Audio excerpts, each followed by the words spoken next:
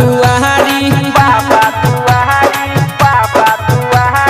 काल्हे हटे सावन के पहिला सोमारी जाइबी असो जल लेके बाबा दुआरी सब केहू जाता देख बाबा के नगरिया लई होए बलमुआ बजरिया से कावरिया लई होए बलमुआ बजरिया से कावरिया लई होए बलमुआ बजरिया से कावरिया लई होए बलमुआ बजरिया से कावरिया डीजे विकास विद्या